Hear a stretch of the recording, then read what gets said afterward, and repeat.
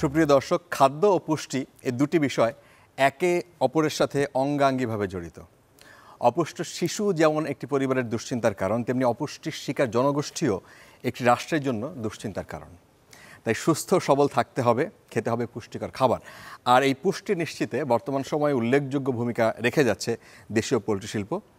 আমরা আজকে এই বিষয়টি নিয়েই আপনাদের সাথে আলোচনা করতে চাই। আমাদের সাথে স্টুডিওতে যারা আলোচনার জন্য উপস্থিত আছেন তাদের সাথে পরিচয় করিয়ে দিই। ঠিক ওপাশ থেকে আসি, রয়েছেন প্রাণী সম্পদ অধিদপ্তরের মহাপরিচালক ডক্টর শেখ আজিজুর রহমান। তারপরেই রয়েছেন শেরেবাংলা কৃষি বিশ্ববিদ্যালয়ের মেডিসিন অ্যান্ড পাবলিক হেলথ বিভাগের chairman professor doctor KBM Saiful Islam. তারপরে রয়েছেন বারডেম হাসপাতালের প্রধান পুষ্টিবিদ শামসুন নাহার নাহিদ মহুয়া।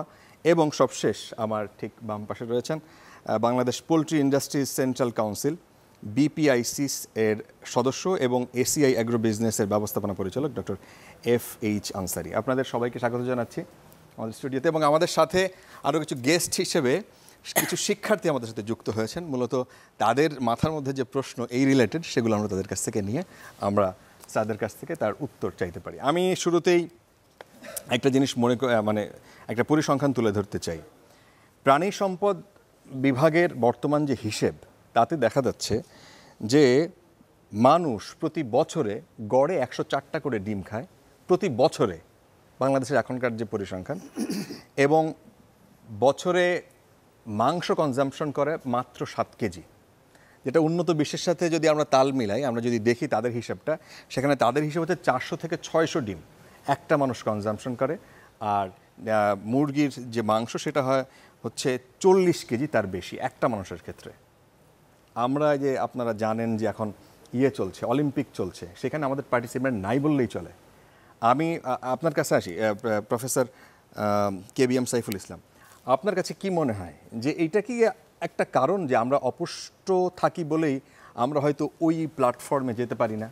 আসলে আমরা যদি ওইভাবে চিন্তা করি যে আমাদের দৈহিক গড়ন যেটা আছে, আমরা কিন্তু অনেকাংশেই যে আমাদের যে কাউন্টার পার্ট বলেন বা অন্যান্য দেশের অ্যাথলেটদের তুলনায় আমাদের শারীরিক গঠনটা তুলনামূলকভাবে আমরা খর্বকায়, এবং অনেক ক্ষেত্রে দেখা যায় যে আমরা ওদের তুলনায় আমাদের দৈহিক গঠন ওই পরিমাণ বাড়ন্ত না। এই দৈহিক গঠনের ক্ষেত্রে পুষ্টির অবশ্যই একটা ভূমিকা আছে। তো আমাদের যে আমাদের পুষ্টিবিদ ম্যাডাম আছেন, উনি অবশ্যই বলবেন। তারপর আমি বলি যে আমাদের শরীরের যে মাসল যে বিল্ড আপ, মাংসপেশি, এটা গঠন কিন্তু পুরোটা প্রোটিন, এবং এই প্রোটিনের উৎসটা কিন্তু আমাদের প্রাণীজ উৎস একটা বিশাল উৎস। আমরা মাছ, মাংস, দুধ, ডিম বলছি, এটা প্রাণীজ পুষ্টির বা প্রাণীজ আমিষের একটা অন্যতম প্রধান উপায়। এবং আমাদের বডি যদি বিল্ড আপ করতে হয়, তাহলে এই প্রোটিনের বিকল্প আসলে কিন্তু নেই। তো আমাদের দেশে যে প্রাপ্যতা আছে, আপনি যে প্রাপ্যতার কথাটা বললেন, 104টা ডিম পাচ্ছি কিংবা 25 কেজি মাংস পাচ্ছি, এটা কিন্তু উৎপাদনের সাথে রিলেটেড। উৎপাদনের কথা অবশ্যই আমাদের আনসারি স্যার বলবেন। তো আমাদের মনে হচ্ছে যে উৎপাদনে যথেষ্ট নজর দেওয়ার সুযোগ আছে, আমাদের উৎপাদন বাড়াতে হবে। পাশাপাশি আমাদের লোকজন বা আমাদের কনজিউমারের বিভিন্ন ধরনের ভোক্তাদের বিভিন্ন ধরনের কনসেপ্ট বিরাজ করে। ডিম খাওয়া যাবে না, ডিম খেলে সমস্যা হচ্ছে, মাংস, পোলট্রি মুরগির মাংস খাওয়া যাবে না, সেইখানে খেলে এই সমস্যা আছে, কিছু নেতিবাচক ধারণা বিরাজ করে আমাদের সমাজে। তো আমার মনে হচ্ছে যে এই জায়গাটা থেকেও বের হয়ে আসতে হবে, এবং উৎপাদন যদি আমরা বাড়াই, এই যে 104টা ডিমের কথা বলা হচ্ছে, 104টা ডিমটা আসলে কিন্তু এটা কিন্তু এইভাবে আমাদের ডিজি মহোদয় আরও ভালো বলবেন, কিন্তু আমরা কিন্তু কোনোদিন হিসাব করি নাই যে কে কয়টা ডিম খাচ্ছে, তারপর কিন্তু আমরা স্ট্যাটিস্টিক্স করে বের করি নাই। আমরা বের করেছি কিভাবে, আমাদের পার ডে ডিম উৎপাদন আছে ধরেন 10 লক্ষ, আমাদের এই গ্রামের লোক আছে 1 লক্ষ, অতএব আমাদের প্রতিজন 10টা করে ডিম পাচ্ছে। আসলে কিন্তু 10টা করে ডিম পাচ্ছে না, আরো কম পাচ্ছে। ওখানে কিছু ওয়াস্টেজ আছে, কিছু নষ্ট আছে, কিছু পচা আছে, কিছু ভেঙে যাচ্ছে। অতএব আমাদের কিন্তু পিওর স্ট্যাটিস্টিক্স নাই। আচ্ছা, আমি আপনার কথা ধরেই আমি ডিজি মহোদয়কে জিজ্ঞেস করতে চাই, আপনি যে হিসেবটা দিলেন বা আমরা এই যে মন্ত্রণালয়ের যে হিসেবটা দেখলাম যে 104টির ডিম বছরে একজন মানুষ কনজাম্পশন করে, আপনি যেটা বলছিলেন সেই সূত্র ধরে বলি যে আপনাদের কাছে কি তথ্য কি বলে 5 টাকা থেকে 7 টাকায় একটা ডিম পাওয়া যাচ্ছে। এটা কিন্তু আগেও দাম কম এরকমই ছিল। আমরা ছোটোবেলা থেকে এক হালি ডিম 12-15 এই টাকায় কিনে খেয়ে বড় হয়েছে, এখনও মোটামুটি একই রকম আছে। আমি আপনার বয়সটা বলতে পারবো না, কিন্তু যদি আমি আজ থেকে 35 বছর আগের কথা চিন্তা করি বা 40 বছর আগের কথা চিন্তা করি, তখন আমরা একটা ডিম একবারে খেয়েছি, এটা বোধহয় আমরা কেউ বলতে পারবো না, এখানে আমরা যারা উপস্থিত আছি। আচ্ছা। এবং যখন আমাদেরকে পরিবেশন করতো, আপনার খেয়াল পড়ে কিনা জানি না, আমাদের অনেকেরই মনে আছে সুতা দিয়ে মা কেটে কেটে ডিমটা খাইয়ে দিতেন, মানে 4 ভাগ করে অথবা একটা ডিমকে 4টা ভাগ করতো। এখন কিন্তু তা করে না। জি, এটা হলো পোল্ট্রি শিল্পের বিকাশমান চরিত্রের একটা বাস্তব চিত্র। আগে আমরা ডিম কেটে কেটে খেতাম, এখন আমরা আস্ত ডিম খাই। জি, আপনি খেয়াল করে দেখেন, আবার সেই 30-35 বছর আগের কথা বলি। আগে আমরা মাংস, যখন মুরগির মাংস খেতাম, কখন খেতাম? বাড়িতে দুলাভাই আসলে জি, বা কোনো মেহমান আসলে মুরগির মাংস উঠতো। কোন মুরগিটা? খাসি মোরগটার মাংস উঠতো, জি, যেটাকে রাতা মোরগ বলে অনেক জায়গাতে, কেউ খাসি মোরগ বলে। সবচেয়ে হৃষ্টপুষ্ট মুরগিটাকে জবাই করা হতো, এবং আমরা সেখানে হয়তো বা একটু মুরগির ঝোল, একটা আলু বা একটা গলা গিলা পেয়ে আমরা খুব খুশি। হ্যাঁ, এখন কিন্তু তা হই না, আমরা আস্ত মুরগি খাই। জি, আপনি দেখেন মুরগির কতগুলো সব।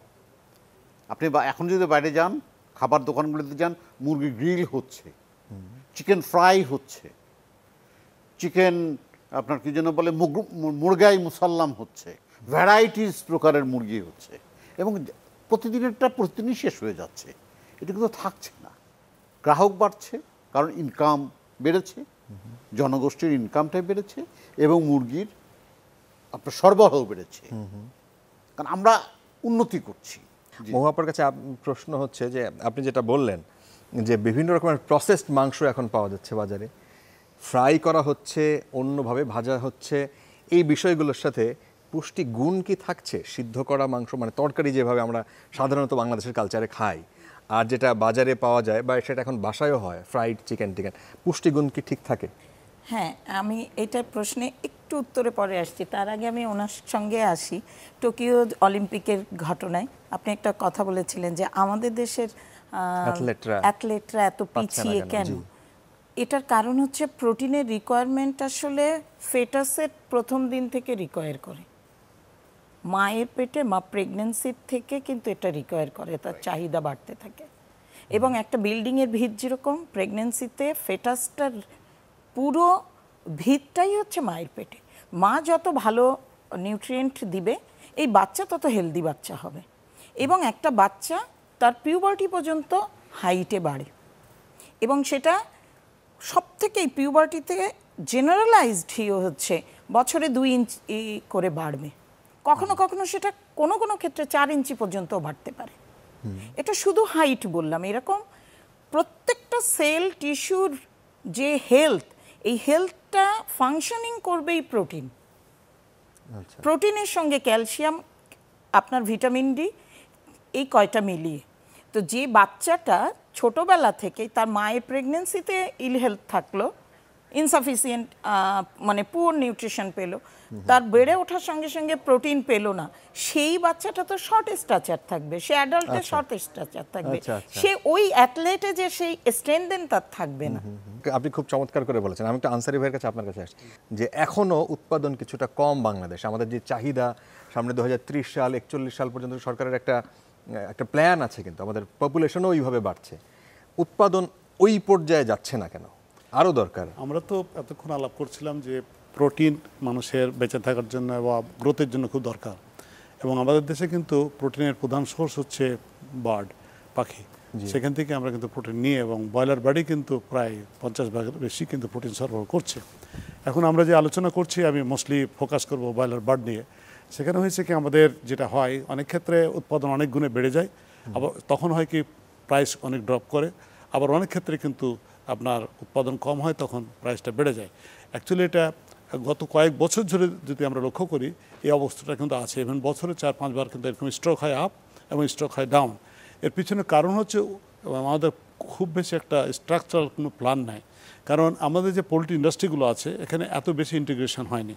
অনেকটা হয়েছে, অনেক বড় বড় কোম্পানি আসছে পোলট্রিতে, কিন্তু ক্ষুদ্র ক্ষুদ্র কৃষক আছে, এবং এই ক্ষুদ্র ক্ষুদ্র কৃষক তাদের নিজস্ব উদ্যোগে কে কতটা করছে উৎপাদন আলটিমেটলি বোঝা যায় না। তখন হয় কি, এক সময় হিউজ প্রোডাকশন হয়ে যায় এবং এই লসটা হয়, তখন এই ক্ষুদ্র কৃষকরা কিছুটা ড্রপ আউট হয়ে যায়, তখন হয় কি প্রাইস বেড়ে যায়।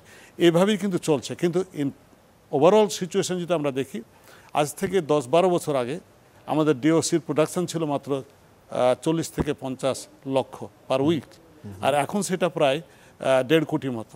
আমাদের সাথে কিছু শিক্ষার্থী এখানে যুক্ত হয়েছেন, আমরা তাদের কাছে একটু যেতে চাই। কেউ কেউ প্রশ্ন স্যারদের কাছে করলে খুব কম সময় পরিচয়টা দিয়ে জাস্ট প্রশ্ন করো। মাইকটা। আমি মিসকে Jahan Mim, faculty of animal science and veterinary medicine, Sher-e-Bangla agriculture university. আমার প্রশ্ন হচ্ছে ম্যামের কাছে, অনেক পরিবারেই বয়ঃসন্ধির আগে একটি মেয়েকে ডিম, দুধ, মাংস খাওয়া বন্ধ করে দেওয়া হয়, আবার অনেক সময় কমিয়ে দেওয়া হয় এই ভয়ে যে তাদের ঋতুচক্র অল্প বয়সেই শুরু হয়ে যেতে পারে। এই ধারণাটা কতটুকু সঠিক? খুব ভালো একটা প্রশ্ন। মানে এটা আমাদের বাঙালি কালচারের সঙ্গে, বিশেষ করে শহর কেন্দ্রিক না, গ্রাম কেন্দ্রিকে এটা অনেক বেশি হয়। এটা আসলেই একটা ভ্রান্ত ধারণা। খুব সিম্পলভাবে বলি, প্রোটিন, আমরা যে অক্সিজেনটা নিয়ে বেঁচে থাকি, আমাদের যে ব্লাডের যে কালারটা লাল, এই হিমোগ্লোবিনটা আসে খাবার থেকে, এবং হিমোগ্লোবিনটা ফর্মেশন হয় প্রোটিনের সঙ্গে ম্যাচ করে, অর্থাৎ আয়রন প্রোটিনের সঙ্গে ম্যাচ করে হিমোগ্লোবিন আসবে। ফলে যে মেয়ের মানে পিরিয়ডে মেনস্ট্রুয়াল পিরিয়ডে তার ম্যালনিউট্রিশন থাকবে, এনিমিয়া থাকবে, তার তো পিরিয়ড ডিলে হবেই। এটা একটা তাহলে ভুল ধারণা। বরঞ্চ তাকে অ্যাপ্রোপ্রিয়েট অ্যামাউন্টে প্রোটিন দেওয়া উচিত। প্রোটিন এমন না যে শুধু মাংস দিবে, মাছ, মাংস, ডিম, দুধ, এগুলো হচ্ছে অ্যানিম্যাল প্রোটিন, সব থেকে ভালো মানের প্রোটিন, ফার্স্ট ক্লাস প্রোটিন বলি। এটা অল্প খেলে সব থেকে ভালো কাজ করে। সেকেন্ড ক্লাস প্রোটিন হচ্ছে যত রকমের সিডস, বিনস, মানে ডাল, বিচি জাতীয় খাবার, এটাও শরীরে অনেক দরকার আছে। আর কেউ? আমি চয়ন হালদার, শেরে-ই-বাংলা কৃষি বিশ্ববিদ্যালয়ের animal science and veterinary medicine অনুষদের 3য় বর্ষের একজন শিক্ষার্থী। আচ্ছা, স্যারের কাছে আমার কোশ্চেন যে অনেকের ধারণা ডিম খেলে মোটা হয়ে যায়, আনসারি স্যারের কাছে, জি, বা ওজন বেড়ে যায়। জি। আবার অনেকে বলে যে ডিম খেয়ে ওজন হ্রাস করা সম্ভব। আসলে কোনটা সঠিক? একটু আগে ম্যাডাম কিন্তু ব্যাপারটা প্রায় বলে ফেলেছেন। আসলে আমাদের যতটুকু দরকার প্রোটিনের বডিতে, তার একটা মাত্রা আছে, মাপ আছে, সেটুকু খেতে হবে আমাদেরকে। না খেলে হবে কি, গ্রোথ হবে না, ব্রেন হবে না, অথবা আমরা ভালো পারফরমেন্স করতে পারবো না। এবং অতিরিক্ত খেলে যেটা হবে সেটাতে ফ্যাট হইতেই পারে। আরেকজন? আমি ফারহানা, আমি বাংলাদেশ কৃষি বিশ্ববিদ্যালয়ের এগ্রি ইঞ্জিনিয়ারিং ডিপার্টমেন্টের একজন ছাত্রী। আমার প্রশ্ন হচ্ছে ম্যাডামের কাছে।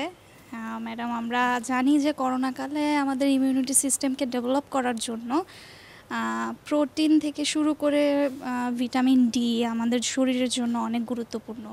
তো ম্যাম, সেই ক্ষেত্রে আমি জানতে চাচ্ছি যে আমরা কি মুরগির মাংসে কি আমরা ভিটামিন ডি বা আমাদের ইমিউনিটি পাওয়ারকে ডেভেলপ করার জন্য, মানে মানুষের মাঝে যেই ধারণা যে ভিটামিন ডি আমাদেরকে অনেক সহায়তা করে, তো এই ব্যাপারটার ক্ষেত্রে পোলট্রি মুরগি বা দেশি মুরগি এটা আমাদের জন্য কি উপকার করছে? ইমিউনিটি একদিনের একটা ম্যাজিক বিষয় না। ইমিউনিটি হচ্ছে প্রত্যেকটা দিনের যে ব্যালেন্স খাবার, সেই ব্যালেন্স খাবারের ভিতর অ্যাপ্রোপ্রিয়েট প্রোটিনটা হচ্ছে হেল্প করে। কিন্তু অ্যাকচুয়ালি ইমিউনিটি বিল্ড করা হচ্ছে মাইক্রোনিউট্রিয়েন্ট, কিছু ভিটামিন, কিছু এনজাইম আর কিছু মিনারেলস, ঠিক আছে? এগুলো আবার এই পোলট্রির থেকে, স্পেশালি ডিমে সবচেয়ে বেশি ভালো আছে। হ্যাঁ, আচ্ছা, সব থেকে বেশি আমরা ডিমে ভালো পাই, তারপরে আমরা চিকেন থেকে বেশি ভালো পাই। লিন মিটে এই জিনিসটা ভালো আছে, ঠিক আছে? ফলে ইমিউনিটি বুস্ট করতে হলে প্রোটিন দরকার। এইবার আসি ভিটামিন ডি। ভিটামিন ডি পাচ্ছি আমরা, ভিটামিন ডির কিন্তু ডিরেক্টলি কোনো ফুড সোর্স নাই। আমরা যখন একটা ফ্যাট খাবার খাচ্ছি, যেমন ডিমের যে কুসুমটা, সেটা হচ্ছে বেস্ট। আমি ডিমটা যখন তেলে ভেজে বা তেলে পোচ খাবো, তারপরে যখন আমি সূর্যরশ্মিতে যাব দিনে অন্তত আধা ঘন্টা, তখন আমার স্কিনের নিচের যে ডিমের থেকে যে ফ্যাটটা নিলাম, সেইটা ভেঙে ভিটামিন ডি ফর্মেশন হবে। ফলে শুধু সূর্যের নিচে সারাদিন দাঁড়িয়ে থাকলেও ভিটামিন ডি পাবো না, আবার ওদিকে কুসুম খেলাম না, রোদ্রে দাঁড়িয়ে থাকলাম, তাও পাবো না। দুটোই জরুরি, এবং বেজ লাইনটা হচ্ছে তখন ডিমের। ইন্টারেস্টিং বিষয়টা যে সূর্য থেকে শুধু সূর্য আমাদেরকে ভিটামিন ডি দিতে পারে না, কখনোই না।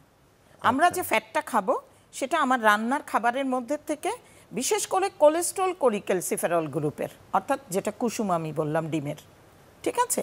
বা মাংসটা যে খেলাম, মাংসটা তেলে রান্না, এই যে ফ্যাটটা তখন আল্ট্রাভায়োলেট রশ্মিতে গেলে এটা সিনথেসিস হয় ভিটামিন ডি। অনেকগুলো প্রশ্ন আছে। আমার একটা প্রশ্ন বলে থাকেন যে পোলট্রি মুরগির ডিম নাকি দেশি ডিম, কোনটা গুরুত্বপূর্ণ? তারপরে আরেকটা বিষয় থাকে যে এখন যে পরিস্থিতি, করোনার সময়ে সমস্ত ওই যে বিয়ের যেসব প্রোগ্রাম থাকতো, ওগুলো বন্ধ হয়ে গেছে, কমিউনিটি সেন্টারগুলো বন্ধ, সেই জায়গায় এক ধরনের একটা চ্যালেঞ্জের মুখোমুখি তো পড়তেই হচ্ছে এই শিল্প। এই বিষয়টা নিয়ে আমরা আর কথা বলতে চাই। দর্শক, ছোট্ট একটা বিরতিতে যাচ্ছি, ফিরছি একটু পর।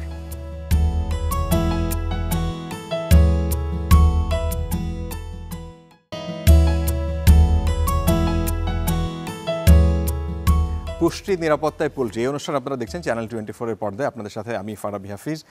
আমাদের সাথে কিছু বিদগ্ধ আলোচক রয়েছেন যারা পুষ্টি নিয়ে বাংলাদেশে কাজ করে থাকেন এবং কিছু শিক্ষার্থী রয়েছেন। আমরা বিরতির আগে আপনাদেরকে জানাচ্ছিলাম যে কেন দরকার বিশেষ করে এই করোনার সময়টাতে এই আলোচনা।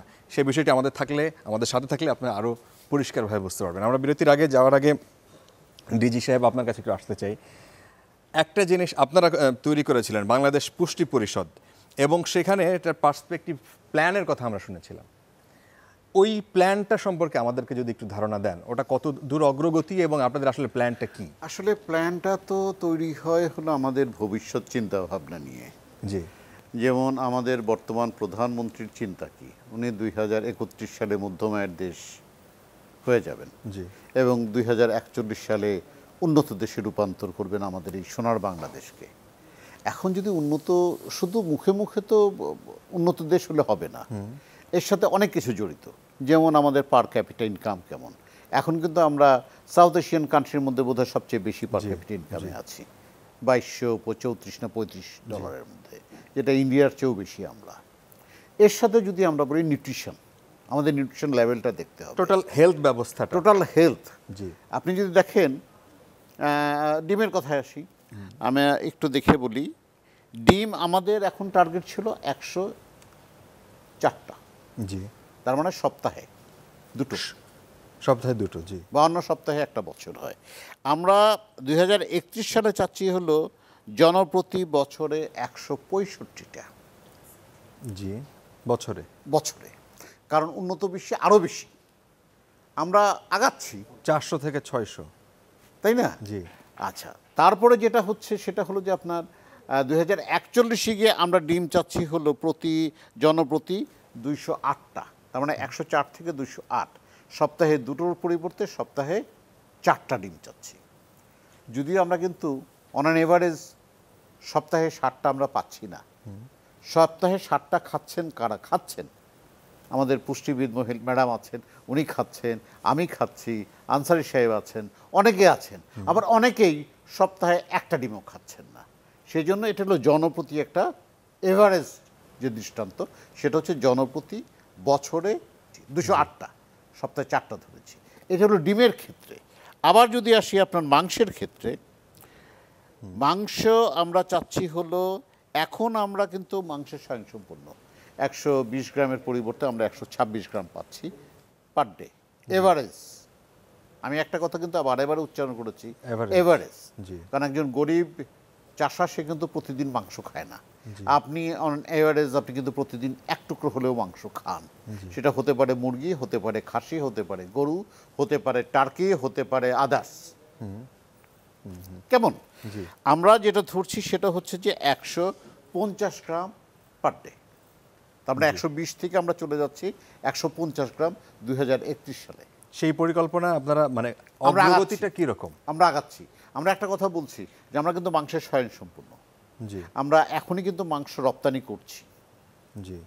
আপনি বলবেন যে দাম তো অনেক, দাম তো থাকবেই না, দাম তাও কম আমার মতে, মানে এটা ভুল হতে পারে। আপনি বলছেন দাম কম, মানে অনেকে বলছে মানে মাছের তুলনায় মুরগি কিন্তু আরো সস্তা, স্পেশালি ডিম আরো সস্তা। না, এই কথা শুনে আবার কেউ কেউ রাগ হয়ে যেতে পারে, মানে যারা হচ্ছে মাইন্ড করে নিচের আমাদেরকে দেখেন, আমাদের যাদের সোশিও ইকোনমিক স্ট্যাটাস কম, তারা যদি একবেলা একটা মানুষ একটা প্রোটিন চায়, সে মাত্র 6 থেকে 8 টাকার মধ্যে একটা ডিম খেতে পারে।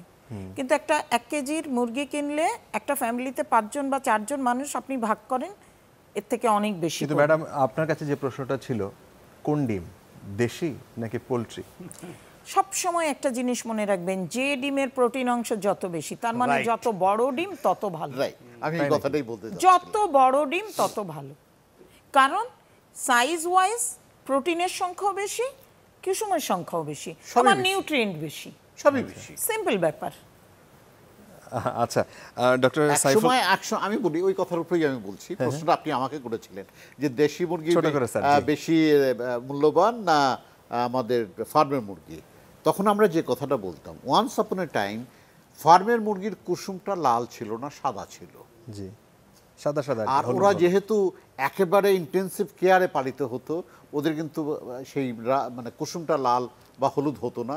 আমাদের দেশি মুরগি চড়ে বেড়াতো, সেই জন্য বিভিন্ন ধরনের ঘাস পাতা, পোকামাকড়, বিভিন্ন পিগমেন্ট যেটাকে আমরা বলছি, ইয়েলো পিগমেন্ট বা রেড পিগমেন্ট খাওয়া হতো দেখেই ওর কুসুমটা লাল হতো। এখন কিন্তু আমাদের বিদেশি মুরগির কুসুমও লাল হচ্ছে, আগের মতো ব্যাড স্মেল পাওয়া যাচ্ছে না। ওমেগা 3 যে ডিমগুলো আপনি এখন দেখেন, নর্মাল একটা যদি আপনি ডিম কেনেন আপনি 100 টাকা ডজন কিনছেন, আপনি যখনই ওমেগা 3 তে যাবেন সেটা 150 টাকা ডজন। এইটা একটু সাইফুল স্যারের কাছে শুনি। ডক্টর সাইফুল, আপনি যদি এটা একটু যুক্ত করেন, এই ওমেগা 3 এটার দাম এত বেশি কেন? এটার সাইজ তো ম্যাডাম যেভাবে বললেন, সাইজ যেটার বেশি সেইটারই পুষ্টিগুণ বেশি হওয়ার কথা। ওমেগা 3 সাইজ বড়, খুবই স্বাভাবিক। ম্যাডামের সাথে আমি সম্পূর্ণভাবে একমত পোষণ করছি। ডিজি মহোদয় চমৎকারভাবে অলরেডি বলেছেন, সাইজ ম্যাটার্স সব সময়।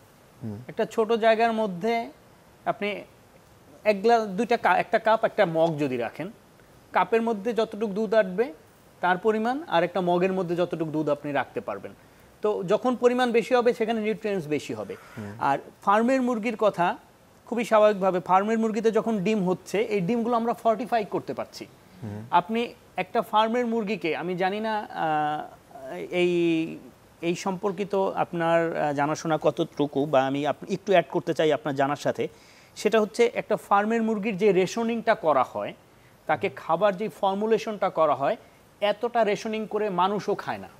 তার প্রতিটা জিনিস একদম ফিক্সড করা, সে কতটুকু প্রোটিন পাবে, কতটুকু ফ্যাট পাবে, তার কতটুকু মিনারেলস পাবে, কতটুকু ভাইটামিনস পাবে, কতটুকু সল্ট পাবে, তার কতটুকু আমিষ পাবে, শর্করা পাবে, প্রতিটা কিন্তু তার একদম রেশনিং করা। তার এই রেশনিং করে তার সে যেই পুষ্টিটা সে নিচ্ছে, সেই পুষ্টিটাই কিন্তু আবার আসছে ডিমের মধ্যে। অতএব আমি তো ব্যক্তিগতভাবে, আপনি যদি আমাকে চয়েস করার অপশন দেন, আমি চুজ করবো হচ্ছে ফার্মের ডিম, কারণ এটা সাইজে বড়, এটা পুষ্টির ব্যালেন্সটাও ভালো। আচ্ছা, তো আমার বক্তব্য এখানে একদম আমি সরাসরি আচ্ছা একটা আনসারি ভাইয়ের কাছে যাই। সেটা হলো যে একটু আগে যে প্রশ্নটা ছিল আমার, যে এখন সমস্ত বিয়ে শাদী বন্ধ, ব্যাপক কনজাম্পশন হয় ওই জায়গাটায়, গত 1.5 বছর ধরে মোটামুটি বন্ধই। সেই ক্ষেত্রে এই শিল্পে কোনো আঘাত আসছে কিনা? তেমন কিন্তু এই বিয়ে শাদীর কারণে খুব একটা ইম্প্যাক্ট আসেনি। যেটা আসছে যে আমাদের শুধু বিয়ে শাদী না, বিভিন্ন রকমের সামাজিক অনুষ্ঠান, ওটার দিকে আমি যাচ্ছি আলোচনাতে। সেখানে যেটা হয়েছে, দেশের বাইরে থেকে অনেক যারা ইনকাম পাঠাতো গ্রামে গঞ্জে তার বাবা মার কাছে টাকা পয়সা, সেটা অনেকটা কমে গেছিলো এক সময়। এখন একটু আবার অ্যাড হয়েছে, অনেকে বিদেশ থেকে ফেরত এসে গ্রামে চলে গেছে, ঢাকা শহরে অনেকে জব লস করে গ্রামে গেছে, সেখানে ইনকামের একটা সমস্যা হয়েছে, যার ফলে কিন্তু যেটা হয়েছে কিছুটা ডেন্টিং হয়েছিল প্রাথমিক পর্যায়ে।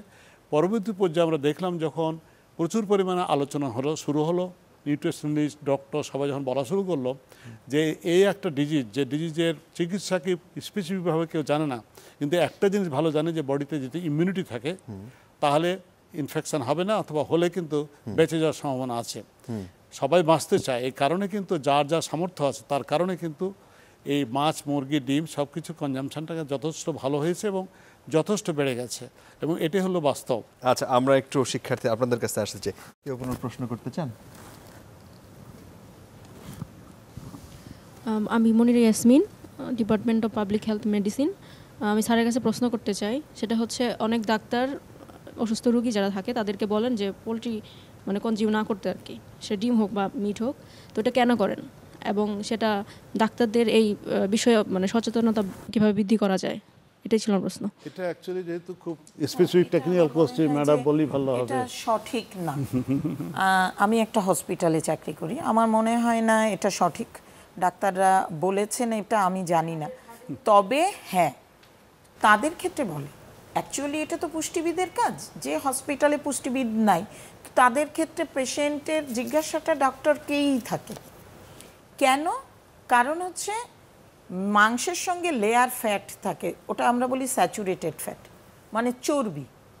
এই চর্বিটা ব্লাডে লিপিড প্রোফাইলটা বাড়ায়, কোলেস্ট্রল বাড়ায়, এলডিএল ট্রাইগ্লিসারাইড বাড়ায়, অর্গানগুলোতেও বাড়ায়। তার মানে যার হার্ট ডিজিজ আছে তার ক্ষেত্রে এইটা ভালো না। তার ক্ষেত্রে হয়তো বলল যে আপনি মাংসটা খেয়েন না, তার ক্ষেত্রে হয়তো মাছ খেতে বললো, ডিম খেতে বললো। ঠিক আছে বিষয়টা? অ্যাকচুয়ালি এটা একটা মিস ইন্টারপ্রিটেশন। মাংস খেতে নিষেধ না, মাংসটা খেতে হবে ফ্যাট ফেলে, লিন মিট বলি আমরা, আর ফ্যাটটাকে বাদ দিয়ে যে কোনো প্রোটিন অংশটা। আমার মনে হয় ম্যাডাম আমরা যে ব্যাখ্যাটা বুঝি না এই কারণে, আমরা যেহেতু সায়েন্টিফিক মানে ওই নলেজটা আমাদের কম, সেই কারণে কার ক্ষেত্রে যে এটা নিষেধ করবে সেটা ডাক্তার ভালো বুঝে শুনেই হয়তো ডাক্তার যে পেশেন্টকে বলেছেন তিনি হয়তো হার্টের পেশেন্ট, তিনি হয়তো তার ডিসলিপিডিমিয়া আছে, দ্যাটস ওয়াই বলেছেন। আচ্ছা, আরেকটা প্রশ্ন নিতে চাই। জি, আমি ফয়সাল কবির, আমি অ্যানিম্যাল সায়েন্স এবং ভেটেরিনারি মেডিসিন নিয়ে অধ্যয়নরত আছি। যে আমার কোশ্চেনটা হচ্ছে, আমরা মাঝে একটা ভুল ধারণা আমাদের সবার মধ্যে এসেছিল যে প্লাস্টিকের ডিম পাওয়া যায়, এরকম হয়তো আপনারাও শুনেছেন। আমি অ্যানিম্যাল সায়েন্স নিয়ে পড়াশোনা করি যেহেতু আমার মধ্যে ধারণাটা নেই, তবে অনেকে এটা বলে, এবং বিশেষ করে আমিও অনেক সময় দেখেছি যখন ধরেন ডিম খাওয়ার জন্য সিদ্ধ করে রেখে দিয়েছি, সো বেশ কিছুক্ষণ দেরি হয়ে যায় এবং আমি পরে যখন ডিমটা খেতে যাই তখন অনেকটা রাবারি ফিল আসে, এজন্য হয়তো অনেকে মনে করেন যে হচ্ছে এটা প্লাস্টিকের ডিম। আসলে এখানে কি ঘটনাটা ঘটে এটা একটু যদি বলতেন তাহলে। আমি কে প্রশ্নের উত্তর দেবেন আমি জানি না। আমি ধন্যবাদ, চমৎকার একটা কোশ্চেন, এবং এইটা মনে হয় এই আজকের আলোচনায় কোনো না কোনোভাবে আসা উচিত ছিল। প্লাস্টিকের ডিম এটা একদম সম্পূর্ণ একটা ভ্রান্ত ধারণা, মানে এটা কোনো ভিত্তি নাই। প্লাস্টিকের ডিম তৈরি করার সম্ভাবনা, আর কেনই বা করতে যাব আমরা? প্লাস্টিকের কেজি 250 টাকা, আর ডিম তো 4 টাকা 5 টাকা 6 টাকায় পাওয়া যাচ্ছে। সোশ্যাল মিডিয়ায় এখন এত বেশি অ্যাক্সেস মানুষের, এবং সবাই যে যার মতো করে ব্যাখ্যা করতে পারে, তো পাচ্ছে দিয়ে দিচ্ছে। আচ্ছা, আসলে বৈজ্ঞানিক ব্যাখ্যাটা না জেনে দিয়ে দিচ্ছে। এটাই জিনিস, এই এগুলো পপুলার হয়। একটা জিনিস কিন্তু প্রতিষ্ঠিত, যে সেটা হলো যে এই পোলট্রি শিল্পে কোনো কোনো সময় আমরা শুনেছি এটা যে অ্যান্টিবায়োটিকের ব্যবহার হয়, এবং সরকার মন্ত্রী মহোদয়ের সাথে এই বিষয়ে কথা হয়েছে, তিনি বলছেন যে না, এটাকে মানে করার জন্য সমস্ত রকমের প্রচেষ্টা আমাদের আছে, এবং এখন একদম এটা কোথাও ব্যবহার আমরা করতে দিচ্ছি না, তদারকিও আছে। সেই বিষয়টা নিয়ে শুনবো। আবার ম্যাডাম মহুয়া, আপনার কাছেও জিজ্ঞাসা থাকবে যে এখন এই করোনার সময়টাতে আমাদের ব্যাপক ইমিউনিটি দরকার, শরীরে বুস্ট আপ দরকার, সেটা কীভাবে করব, কোন প্রক্রিয়া করবো? আমরা একটা ছোট্ট বিরতিতে যেতে হচ্ছে। দর্শক, ছোট্ট বিরতির পর আবার ফিরে আসছি।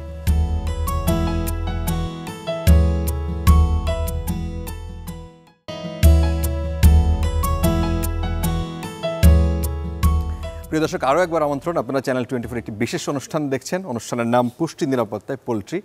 আমরা আলোচনা করছিলাম কেন দরকার, বিশেষ করে এই সময়টাতে আমাদের শরীরে পুষ্টি নিয়ে কেন দুশ্চিন্তা বা চিন্তিত হবার কারণগুলো কী কী। আমাদের সাথে আলোচনায় রয়েছেন যারা বাংলাদেশে এই বিষয়টি নিয়ে কাজ করেন তারা, এবং কিছু শিক্ষার্থী রয়েছেন, তাদের কিছু কমন কোশ্চেন আমরা নিচ্ছি, যেটা আপনাদেরও কোশ্চেন।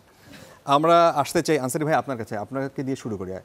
যে ভারতে এই সময়টাতে আমরা দেখছিলাম যে সেখানে এই মুরগির দাম বেড়ে যাচ্ছে, সেইখানে আমরা কিছুটা ভালো অবস্থানে, এইটার কারণ কি?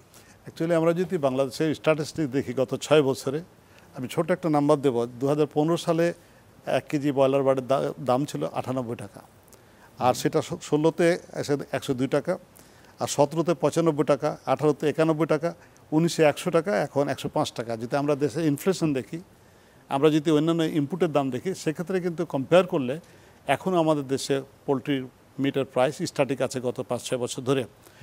এর পিছনে কারণগুলো হচ্ছে প্রাইমারিলি যেটা ইমপ্রুভমেন্ট অফ ফিড ফর্মুলেশন। এত বেশি সুন্দরভাবে ফিড ফর্মুলেশনগুলো করা হয়েছে, ডেভেলপ করা হয়েছে, রিসার্চ করা হয়েছে, প্রাইভেট সেক্টর করেছে, যার ফলে কিন্তু যে ফিড আমরা সাপ্লাই করি সেটা এফসিআর কিন্তু অনেক কমে আসছে। গত 6 বছর আগে ফুড কনভার্সন রেশিও ছিল 1:7, মানে 1.7:1। 1 কেজি মাংস বানাতে 1700 গ্রাম আপনার খাবার লাগতো, এখন সেটা কোনো কোনো ক্ষেত্রে 1035 গ্রাম মতো, মানে 1350 গ্রাম মতো লাগে। তার মানে বোঝা যাচ্ছে যে this improvement of the practices, ফুডের কোয়ালিটি। আরেকটা হলো বার্ডের জেনেটিক্স, অনেক ইমপ্রুভ বার্ড জেনেটিক্স কিন্তু আমরা নিয়ে আসছি, যেগুলো গ্রোথ সাবস্টেন্সিয়ালি সাপোর্ট করছে, আমরা নিউট্রিশন দিচ্ছি তাকে। আরেকটা হচ্ছে অ্যাকচুয়ালি আমরা যেভাবে এনভায়রনমেন্টাল হাউসে বা যে পোলট্রি হাউসগুলো করেছি সেগুলোতে আলো, বাতাস এবং আপনার যে হাইজিন সেটাকে এনশিওর করা হয়েছে। আর অন টপ অফ ইট আমাদের দেশে কিন্তু ভ্যাকসিন, প্রচণ্ড এফেক্টিভ ভ্যাকসিন আছে। এখন পর্যন্ত ভারতে বার্ড ফ্লু ভ্যাকসিন কিন্তু অফিসিয়ালি ইন্ট্রোডিউস করা হয়নি, না H5 না H9, যেটা বাংলাদেশ অনেক ডেসপারেট কাজ করেছেন। ডিজি মহোদয় আছেন এখানে, ওনাদেরকে আমরা সাধুবাদ জানাই। এত বড় একটা ভালো ডিসিশন নিয়েছেন এবং বাংলাদেশ ওয়ার্ল্ডের সেকেন্ড কান্ট্রি যেখানে H5 ইন্ট্রোডিউস করা হয়েছিল এবং বাংলাদেশ ফর্মালি H9 ইন্ট্রোডিউস করা হয়েছে। এত ডাইনামিক ডিসিশনের কারণে একটা হিউজ ট্রান্সফরমেশন হয়েছে, যার ফলে আজকে পোলট্রি উৎপাদন কস্টটা মোটামুটিভাবে সেই জায়গায় একটু ডিজি মহোদয়ের বক্তব্য শুনি। আপনারা এটা কিভাবে করলেন? একই সাথে ওইটার সাথে যদি আরেকটু নেগেটিভ কোয়েশ্চেন যেটা ছিল বিরতির আগে বলছিলাম আমরা, যে আপনারা কোনো ক্ষেত্রে যে অ্যান্টিবায়োটিকের ব্যবহারও হচ্ছিল, সেই জায়গাটায় আপনারা কিভাবে কাজ করছেন? দুইটি বিষয়। আমি একটু কথাটা আগেরটা একটু ধরে আনসারী সাহেবের যে কথাটা বলছেন যে পোলট্রির ডেভেলপমেন্টের পিছনে যে প্রধান বিষয়গুলো এখানে বিবেচ্য বিষয়, উনি অনেকগুলো পয়েন্ট উল্লেখ করেছেন। তার মধ্যে আমার কাছে যেটা সবচেয়ে বেশি গুরুত্বপূর্ণ যেটা মনে পড়েছে সেটা হলো হাইজিনিক মেজারমেন্ট। যদি আপনি একজন ভালো ম্যানেজার দিতে পারেন, সেই প্রতিষ্ঠানটা অবশ্যই ডেভেলপ হবে। একজন ভালো ম্যানেজার উপরে নির্ভর করবে একটা প্রতিষ্ঠান, যেটা সিইও আমরা যেটাকে বলি, আপনারা যেটাকে বড় বড় কর্পোরেট প্রতিষ্ঠানে বলেন সিইও। একজন সিইও যদি খুব দক্ষ সিইও হয়, সে প্রতিষ্ঠান ডেভেলপ করতে বাধ্য। পুষ্টি নিরাপত্তায় যে আপনাদের একটা কমিটি করা হয়েছে এবং সেখানে আপনারা একটা বড় রকমের প্ল্যান করে যাচ্ছেন, 2030 সালে কি হবে, 2041 সাল নাগাদ কি হবে। আমি কিছুটা বললাম আপনাকে যে আমাদের এই সমস্ত ডেভেলপমেন্টের কথা আছে। সবচেয়ে বড় যে জিনিসটা হচ্ছে অ্যান্টিবায়োটিক।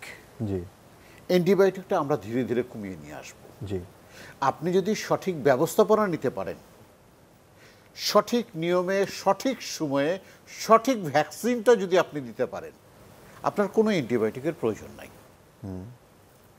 আর আপনি যখনই কোনো অ্যান্টিবায়োটিক খাওয়াবেন না, তখনই আপনার কস্ট অনেক কমে যাবে। আর যদি আপনি অ্যান্টিবায়োটিক একবার খাওয়ানো শুরু করেন, আপনার কস্ট যে কোথায় গিয়ে ঠেকবে সেটা আপনি নিজেও চিন্তা করতে পারবেন না। তার মানে আমাদের টার্গেটটা কি? আমি পোলট্রিতে কেন অ্যান্টিবায়োটিক খাওয়াবো? ওয়াই? কারণ অ্যান্টিবায়োটিক যখনই আমি খাওয়াবো তখন আমাকে অনেকগুলো জিনিস চিন্তা করতে হবে। সেটা হলো কি, আপনার ডিম এতদিন পর্যন্ত খাওয়ানো যাবে না, ওই মাংস আমাকে কোনোটা 11 দিন, কোনো অ্যান্টিবায়োটিক 11 দিন, কোনো অ্যান্টিবায়োটিক 9 দিন, কোনো অ্যান্টিবায়োটিক 21 দিন পর্যন্ত, নট ফর হিউম্যান কনজাম্পশন। আমরা কি তা মানি? আমি একটু বলবো মানি না।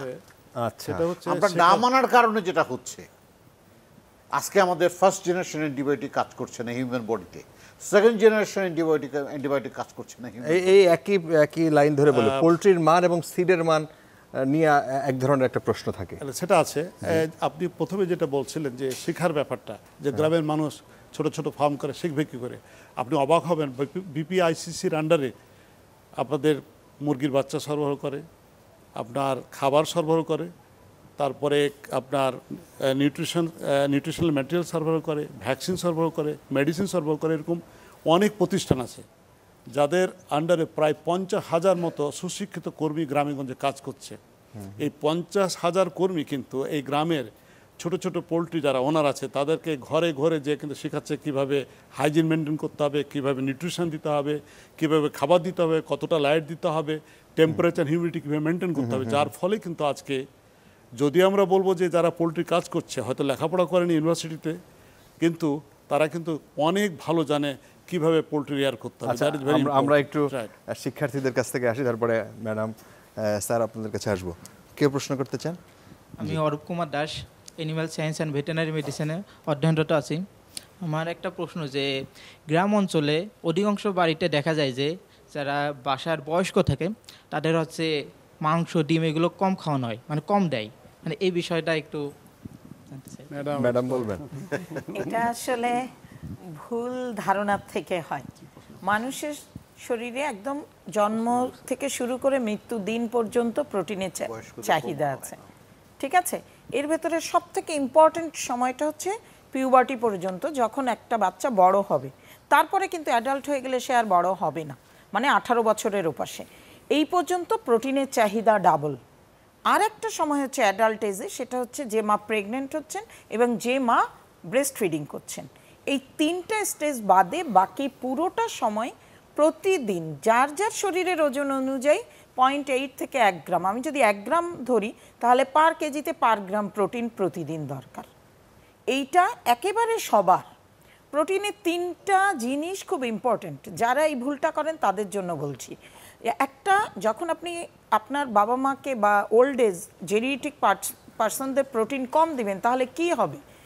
প্রোটিন কিন্তু এই যে আমি কলমটা ধরে আছি, আমার এখানে যে ক্ষয়টা হচ্ছে প্রতিদিনের ক্ষয়টা পূরণ করছে, সেকেন্ডটা হচ্ছে আমার প্রতিদিনের লাইফস্টাইলের মেনটেনেন্স করছে, আর থার্ড হচ্ছে আমার কিছু সেল সে ডেভেলপ করছে। ঠিক আছে? তো যখনই আপনি আপনার বয়স্ক বাবা মাকে বা বয়স্ক পার্সনকে আপনি প্রোটিন দিবেন না, তার কি হবে? আস্তে আস্তে মাসল কমে যেতে থাকবে। আমরা যে ডাইজেস্ট করি যে এনজাইম, সেটা কিন্তু প্রোটিন থেকে তৈরি হয়। আমাদের রেগুলেটর যে হরমোন, সেটা প্রোটিন থেকে তৈরি হয়। তো যখন একটা বাবা মা ওল্ড এজ পার্সনকে আপনি প্রোটিন কম দিবেন, তার কিন্তু জিনিসগুলো কমতে থাকবে। সে যদি আরও 20 বছর বাঁচত, সে আরও 20 বছর আগে বিছনায় শুয়ে যাবে, হয়তো মারা যাবেন না, কিন্তু বেড রিটেন্ড হয়ে যাবেন। আচ্ছা, ফলে কখনোই না, প্রতিদিন এটা দরকার। ম্যাডাম, আমরা অনুষ্ঠানের শেষের দিকে প্রায় একটু কেবিএম স্যারের কাছে জিজ্ঞেস করি যে আপনারা যেহেতু এই বিষয় নিয়ে বিশ্লেষণ করেন, আপনারা গবেষণা করেন, বাংলাদেশের পোলট্রি শিল্প নিয়ে আপনাদের মতামত কি? আগাচ্ছি না পিছাচ্ছি? আমাদের কি করা উচিত? অবশ্যই আগাচ্ছি। আমরা একদম তো খালি চোখে দেখতে পাচ্ছি আমরা আগাচ্ছি। ডিজি মহোদয়ের বক্তব্য অনুযায়ী আমরা ছোটবেলায় একটা ডিমকে 4 ভাগ করে 4 ভাই বোন খেতাম।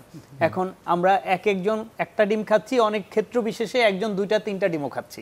আমরা পোলট্রি শিল্প আগাচ্ছি। বাংলাদেশে এখন গার্মেন্ট শিল্পের পরে দ্বিতীয় সবচেয়ে দ্রুততম অগ্রসর শিল্প হচ্ছে পোলট্রি শিল্প। একসময় এখানে 300 কোটি টাকা 3000 কোটি টাকা ছিল, এখন ইনভেস্টমেন্ট ছিল, এখন এখানে 35,000 কোটি টাকা ইনভেস্টমেন্ট। তো আমরা তো অবশ্যই আগাচ্ছি। আপনি একই সাথে পশু স্বাস্থ্য নিয়েও কাজ করেন, তো ওয়ান হেলথ ওয়ান ওয়ার্ল্ড এরকম একটা শব্দের কথা আমরা শুনি, সেই বিষয়টি নিয়েও আমাদেরকে একটু ধারণা দিতে পারেন আর কি। আমরা ওয়ান হেলথ কনসেপ্টটা হচ্ছে, আমরা এটা চিন্তা করি যে একসময় আমরা আদিম যুগে বা আদিকালে আমরা একসময় শুধুমাত্র নিজেকে নিয়ে চিন্তিত ছিলাম যে আমি ভালো থাকলেই বুঝি ভালো। এরপরে আমরা যখন একটু সভ্য হলাম, আমরা চিন্তা করলাম যে না, শুধুমাত্র আমি ভালো থাকলে হবে না, আমার যে পশু পাখি আছে এরাও ভালো থাকতে হবে, কারণ এরা হচ্ছে আমার খাদ্যের যোগানদাতা। আমরা আরেকটু অগ্রসর হয়ে চিন্তা করলাম যে শুধুমাত্র আমি কিংবা আমার প্রাণীটা ভালো থাকলে হবে না, আমার পরিবেশটাও ভালো থাকতে হবে। আপনি ভালো আছেন, খুব ভালো একটা ফ্ল্যাটে থাকেন, আপনি খুব ভালো ভালো খাবার খাচ্ছেন, বাসার থেকে বের হওয়ার আপনার সামনে একটা ডাস্টবিন আছে, ওখান থেকে দুর্গন্ধ বেরোচ্ছে, জীবাণু ছড়াচ্ছে, তার মানে আপনি সুস্থ পরিবেশে থাকছেন না। তো এখন এমন একটা অ্যাপ্রোচ আপনার করা উচিত যেই জায়গাটা থেকে আমি ভালো থাকবো, আমার প্রাণী ভালো থাকবে, আমার পরিবেশ ভালো থাকবে, আমাদের একটা ইন্টারাকশন ভালো হবে, এবং এই ইন্টারাকশনটা যখন ভালো হবে, সুন্দর একটা সমন্বয় হবে, তখনই আমি একটা সুস্থ সুন্দর জীবনের অধিকারী হব। আমার মানসিক স্বাস্থ্য, শারীরিক স্বাস্থ্য, পারিপার্শ্বিক স্বাস্থ্য একা চিন্তা করে ভালো থাকার কোনো সুযোগ নেই, কোনো সুযোগ নেই। আমরা একটা শেষ প্রশ্ন নিতে চাই আপনাদের এখান থেকে ছোট্ট করে। আমি গৌরাঙ্গ, শেরেবাংলা কৃষি বিশ্ববিদ্যালয় থেকে আসছি। আমার একটা প্রশ্ন যে প্রতিদিন একটা মানুষ সর্বোচ্চ কতটা ডিম খেতে পারে? আচ্ছা ম্যাডাম বলবেন। এটা সাধারণ ক্ষেত্রে আমি যে 3টা অবস্থার কথা আমি একটা সম্পূরক প্রশ্ন করে দিই, সেটা হলো যে করোনা একটা অস্বাভাবিক পরিস্থিতি চলছে সারা পৃথিবীতে, আমাদের বুস্ট আপ করার জন্য, ইমিউনিটি বুস্ট আপ করার জন্য আমাদের কি কি করা উচিত আসলে? ফাইন, আমি আগে প্রশ্নটাই আসি। একেবারে ন্যূনতম একজনের প্রতিদিন একটা করে ডিম খাওয়া উচিত, সেখান থেকে 1 থেকে 3টা ডিম খেতে পারে, যদি তার ডিমের কুসুমের সঙ্গে বিরোধী কোনো রোগ না থাকে, দ্যাট মিনস কার্ডিয়াক প্রবলেম বা লিপিড প্রোফাইল বেশি না থাকে একটা মানুষের, সাধারণ মানুষের। ঠিক আছে, তার মানে 1 থেকে 3টা ডিম প্রতিদিন সে কনজিউম করতে পারে। সেকেন্ড প্রশ্নটা হচ্ছে, করোনাকালীন সময়ে ইমিউনিটি বুস্ট করার বেসলাইন নিউট্রিয়েন্ট হচ্ছে প্রোটিন। তাকে প্রোটিনটা খেতে হবে, তার মানে হাই প্রোটিন করতে হবে না, প্রতিদিন একটা ডিম, 1 টুকরা মাছ, 1 টুকরা মাংস, 1 কাপ দুধ এনাফ, পাশাপাশি 2 বেলা 2 কাপ ডাল। এর পাশাপাশি যেটা থাকতে হবে সেটা হচ্ছে প্রোটিনটা সেভ হতে পেতে হলে ক্যালোরি ঠিক রাখতে হবে। যারা কার্বোহাইড্রেট কম খায় তাদের প্রোটিনটা এনার্জি দেয়, প্রোটিন কিন্তু প্রোটিনের কাজ করে না, অর্থাৎ সমান আনুপাতিক হারে কার্বোহাইড্রেট নিতে হবে, ফ্যাট রাখতে হবে। আর অ্যান্টিঅক্সিডেন্ট রিচ পেতে হলে এত চিন্তা করার কিছু নেই, যত কালারফুল সবজি, ফল, সালাদ, শাক প্রতিদিন যদি একটু ভ্যারাইটি আমরা রাখতে পারি, একটা মানুষের ইমিউনিটি বুস্ট করার জন্য কোনো সাপ্লিমেন্ট বা এক্সট্রা ওষুধের দরকার হয়। আচ্ছা, এই আপনার পরামর্শ অনুযায়ী আমার মনে হয় করোনার সময়টা প্রত্যেকটা মানুষেরই দরকার। আপনাদের অসংখ্য ধন্যবাদ 4 জনের আলোচনা, এবং শিক্ষার্থীদেরকেও ধন্যবাদ এই সময়ের আমাদের সাথে এসে সময় দেওয়ার জন্য। দর্শক, যদি সুস্থ থাকতে চান, পরিমাণ মতো ডিম ও মুরগির মাংস খান। ডিমকে আমরা বলি সুপারফুড, আর মুরগির মাংসকে বলা হয় হোয়াইট মিট। এই দুটোই স্বাস্থ্যের জন্য উপকারী। রোগ প্রতিরোধ ক্ষমতা বা ইমিউনিটি বাড়াতেও ডিম এবং মুরগির মাংস বেশ দরকারি এবং পুষ্টিকর খাবার। তার আজ আপনারা আলোচনা শুনছিলেন, এই পর্যন্তই আমরা আলোচনা শেষ করলাম। নিরাপদে থাকবেন, বাইরে গেলে অবশ্যই মাস্ক পরবেন। আল্লাহ হাফেজ।